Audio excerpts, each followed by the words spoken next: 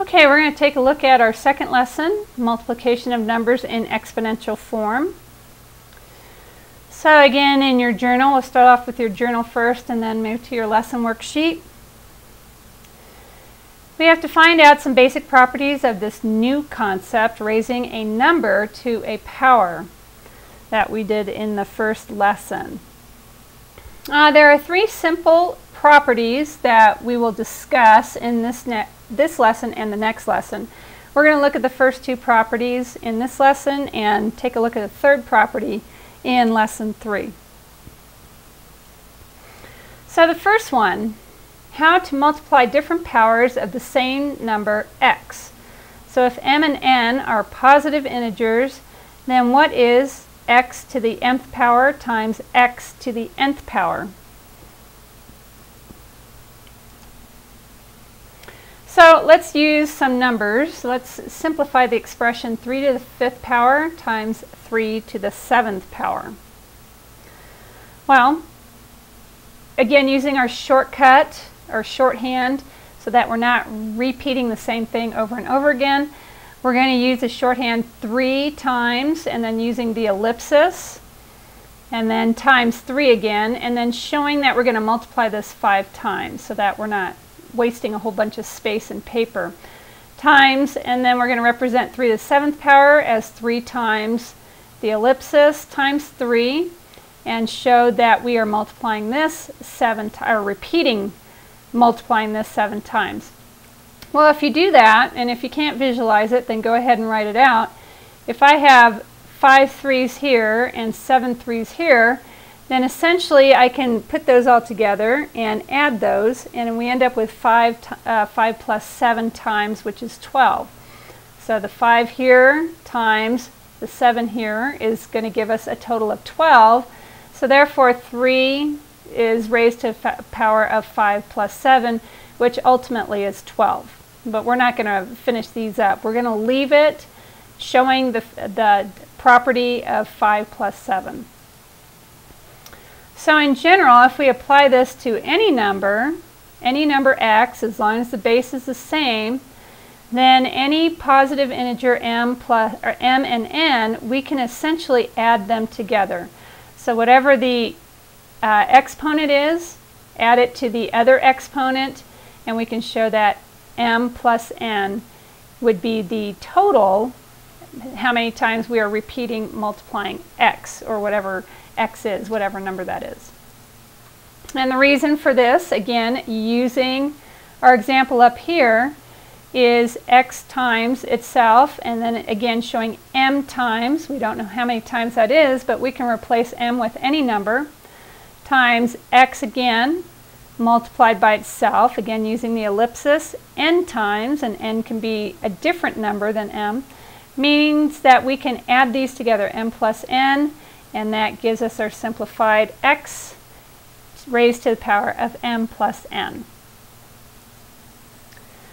Okay, so on your lesson worksheet, read the definition in the box and highlight the main points of what you just wrote down in your math journal.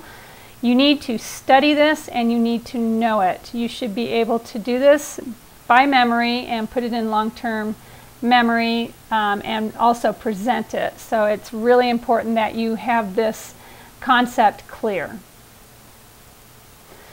All right, so let's apply this to a couple of examples in your journal. We're going to write an equivalent expression for 5 raised to the power of 2, or 5 squared, times 5 raised to the power of 4, or 5 to the 4th power. And you are going to write this as 5 squared times 5 to the 4th power equals 5 raised to the power of 2 plus 4. Now you might be wondering, why don't we just skip to 5 to the 6th power? Well, it's preferable to write the answers as the addition of exponents to emphasize the use of this identity. This step should not be left out, and if it is left out, then it's going to count down in your precision. Because 5 squared times 5 to the 4th power equals 5 to the 6th power does not have the same precision as showing it as an addition of the two exponents. So even if you write your next step is equals 5 to the 6th power, that's great. But we are mostly concentrating on stopping at this point right here. All right, so example 2. Write an equivalent expression for negative 2/3 to the 4th power times negative 2/3 to the 5th power.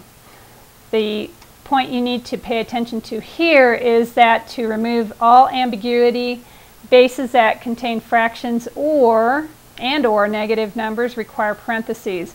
We don't want to have a confusion that this is just 2 raised to the power of 4, but that it's 2/3 raised to the power of 4. It also applies to the denominator here. So you would write this as negative 2/3 raised to the power of 4 times negative 2/3 raised to the power of 5 is, in parentheses, negative 2/3, and then 4 plus 5 is your power. All right, so let's take a look at how this is related to repeated addition. We started talking about this in lesson 1. You were asked to pay attention to repeated addition being related to repeated multiplication. So, what is the relationship between this property and repeated addition? Well, the answer is if we add m copies of x and then add it to another n copies of x, we end up adding m plus n copies of x by the distributive law. So if I have, again, multiplication, which is repeated addition, and multiplication again, which is again repeated addition, and I add those two together, then essentially I can take those two factors, m plus n, and I can multiply it by the common factor, which is x. Well, notice the similarity. I have m plus n here, and I also have m plus n here. So this is just a further confirmation of what we observed in lesson 1, that the fact that the exponent m plus n in our exponent in the context of repeated multiplication corresponds exactly, that means it is the same as what happens in a repeated addition. When we use a distributive property, we get m plus n times x in the context of repeated addition. So it's really important to understand. You might not fully understand it now, but you need to at least see the similarities between what is happening with these. It might take a little while for this to make sense, but you need to start looking at how these two are related. All right, so on your lesson worksheet, let's go ahead and do exercises 1 through 8. Again, don't forget to write it showing the identity of adding the two exponents together. And once you've answered questions 1 through 8, continue the video to check your answers. All right, so this is what you should have ended up with. Again, notice how they don't finish this off and show the truly simplified version, but we want to make a point that we are emphasizing that when we have bases that are the same being multiplied, it's essentially adding the exponents together. So this is 23 plus 8. If you have any questions with any of these, once you have fixed them, again, make sure you either write a question on a sticky note or write a question next to the problem and highlight it so that you can bring those questions to class. All right, let's continue on and take a look at exercises 9 through 20. Now, before you answer these questions, again, you're going to do this on your lesson worksheet, but there are a couple of things you need to consider because you're going to notice some changes. First off, you need to think about how to rewrite some of the factors so that the bases are the same and that you can simplify them, because remember, part of the reason why this property works is that the bases have to be the same. So for example, if you have a problem like 2 raised to the power of 3 times 4 raised to the power of 2, in essence, we can't simplify this because the bases are not the same. But if you know that 4 squared is 16, which is right here, well, that can also be represented as 2 raised to the power of 4, because 2 times 2 times 2 times 2 is 16. So now, if I rewrite that, I have 2 raised to the power 3 times 2 raised to the power 4. Now my bases are the same, which allows me to add the exponents. So you're going to find a couple of problems like that on these exercises. Again, these expressions can only be simplified when the bases are the same. And last but not least, if you run into an expression that has different bases, some of them cannot be simplified. So if 2 to the 3rd power is 8, well, 8 cannot be represented as a factor of 5, so this cannot be changed. And the same thing here, 5 squared is 25, and 25 cannot be represented with a factor of 2, so therefore there is no way to simplify this expression by using the identity. All right, so once you have answered those questions, check your answers here. Notice that for like exercise 9, it's showing the addition of 3 exponents because the bases are the same. And the same thing for exercise 10. And then again, as you compare your answers to these answers, make sure that if you have any questions, write a question, highlight it, and make sure you address or bring those up in class. And here are the rest of the answers for exercise 17 through 20. As you get to 18, 19, and 20, again, as you look at these answers, if you are not well versed in the distributive property, then this, or distributive laws they call it, these might not make a whole lot of sense to you, so therefore you're going to have to bring those into class. The distributive property is something you should be aware of, and so these should make sense, but in case you are not real clear on distributive law, then you'll need to bring that up in class so that we can reteach you on that. All right, so moving back into your journal, now that we know something about multiplication, we actually know a little bit about how to divide numbers in exponential notation too. So this is not going to be a new law of exponents to be memorized, but it's a good consequence of knowing the first law of exponents, which is, again, when you multiply 2 exponents with the same base, you can essentially add the exponents together. So here we have our second property. We have just learned how to multiply 2 different positive integers with the same number x. Now, how do we divide different powers with this number of x? So if m and n are positive integers, what is x to the nth power divided by x to the nth power? So let's again plug in some numbers and see how this works out. So what is 3 to the 7th power divided by 3 to the 5th power? So you would probably write this out as 3 to the 7th over 3 to the 5th, and then using the cancellation law, you can cancel out some equivalent fractions and reduce this down. However, we want to see how the formula, our first property, of x to the nth times x to the nth equals x to the m plus n comes into play. So we're going to do this a little differently. So again, as you're writing this down, see if you can understand what is going on here. Notice what they did with 3 to the 7th. They broke it up into 3 to the 5th power times 3 to the 2nd power. Remember that 2 exponents can be added together to get one number. Well, let's do that backwards. Let's take a number like 7, and what are 2 add-ends that make up 7? Well, 5 plus 2 is 7. You could have also done 3 plus 4, 6 plus 1. There's several that you can choose from, but the reason why they picked 5 is because we have this 5 down here, and we eventually, just like you would have up here, we want to cancel these out using equivalent fractions. So we pick 5 plus 2. Well, when we cancel out 3 to the 5th over 3 to the 5th, we are left with 3 to the 2nd power. But what essentially did we do? Well, what we did was we had 7 and we took away 5. So in essence, what we're doing is when we have division, we can subtract the exponents. So 7 and 5 means that we subtract 7 minus 5, and that gives us 2.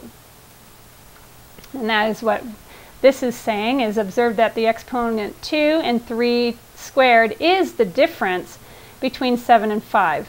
So see the numerator, 3 to the 5th power times 3 to the 2nd power on the first line. So this is the difference. 7 minus 5 is 2, or 5 plus 2 is 7. So that fact family of 7 using addition and subtraction.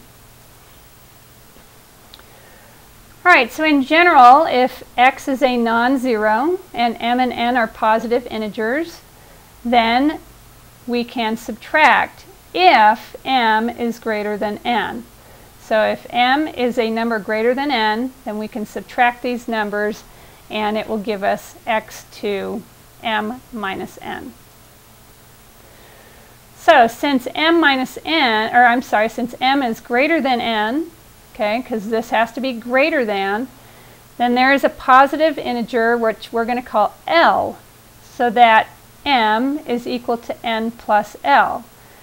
All right, so you might be saying, wait a minute, where did this L come from? Well, think about it. If m is 7 and n is 2, well, then 2 plus what number would equal 7? Well, that would be 5. So there's some number that will make this equal, but we're going to have to add it to it.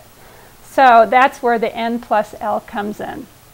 So now we can rewrite the following example. If I have x to the m over x to the n, well, m is equal to n plus L, because I can take this number and add another number to it to make this the same. So now that I have x to the n plus L, again, the x to the nth power cancel each other out, and I'm left with x to the L. Well, x to the L is the same, or implies the same thing. If m equals n plus L, well then L would be the same as m minus n. So again, if 7 is equal to 2 plus 5, then 5 is equal to 7 minus 2, or in context with the previous problem, 7 is equal to 5 plus 2, so 2 is equal to 7 minus 5. So that's the whole idea of knowing the relationship between addition and subtraction. Okay?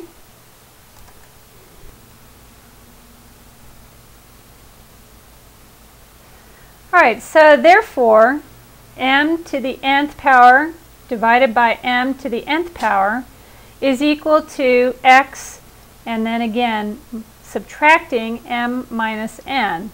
And that again, right for now, if that only works is m is greater than n, because we don't want any negative numbers right now, not at this time.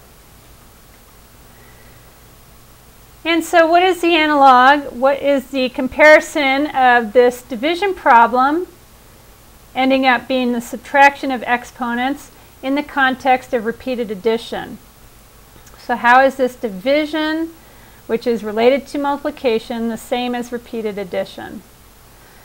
Well, and you will find some similarities in this explanation. Division is to multiplication as subtraction is to addition. So if n copies of a number x is subtracted from m copies of a number x, and m is greater than n, then you will recognize this by distributive property or distributive law. Mx minus nx is the same as m minus n times the factor of x. Incidentally, once more, observe how this exponent m minus n in the number x raised to the m minus nth power is in the context of repeated multiplication. Remember, this is still repeated multiplication. They're just being subtracted from each other. And this corresponds exactly to the m minus n in the distributive property. You would do m minus n times x in the context of repeated addition. Now you might be saying, well, wait a minute, this is subtraction. No, it is subtracting, but really remember that multiplication is repeated addition. This is a multiplication problem. This is a multiplication problem. So it is still in the context of repeated addition. All right, example 3 in your journal. Write an equivalent expression for 3/5 raised to a power of 8 divided by 3/5 raised to a power of 6.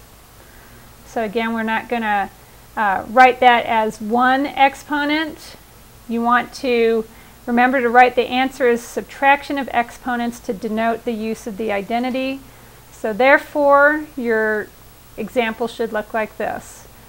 3/5, again in parentheses, to make sure that we are not confused with this being 3 raised to a power of 8 minus 6, but that it is 3/5 raised to a power of 8 minus 6. All right, example 4, write an equivalent expression for 4 to the 5th power divided by 4 to the 2nd power. And again, you should write it as 4 raised to the power of 5 minus 2. All right, on your lesson worksheet, find the box that states the second law or the second property of exponents and highlight the key points. This is another one you should remember or be able to state from memory, especially in your presentations. All right, and on your lesson worksheet, we're ready to do exercises 21 through 24. You want to answer these questions, and then when you continue the video to check your answers, again, don't forget to write down any questions of any of the problems that you do not understand. So here is 21 through 24. Again, we are emphasizing the identity, so this is left as 9 minus 6. All right, and to finish up our exercises 25 through 32, you're going to complete those on your lesson worksheet. And when you're done with those, check your answers. And again, if you have any questions on any of them, write your question down, highlight it so that we can address it in class. All right, and here are the answers to 25 through 30. When you are done checking your answers, go ahead and continue. And here is exercise 31 and 32. All right, now that you are done with the exercises, let's go ahead and summarize. You should be able to state the two identities for multiplying and dividing numbers in exponential form and how to write equivalent expressions for each. And if you need some square and cube practice, here is a website that will be on, or yes, this website will be on the class website. So you'll be able to click on it and go to this website that will help practice your squares and cubes so that you recognize familiar squares and cubes of numbers. All right, we'll see you in class.